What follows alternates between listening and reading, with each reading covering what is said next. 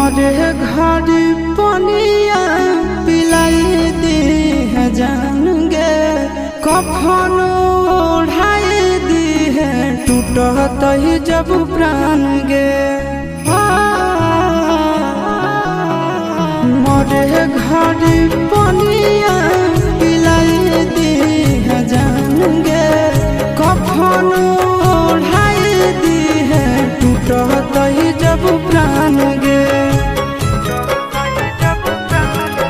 हगे हमारा से तोरा जाती प्यार होता भेंट साक्षात कर लगे।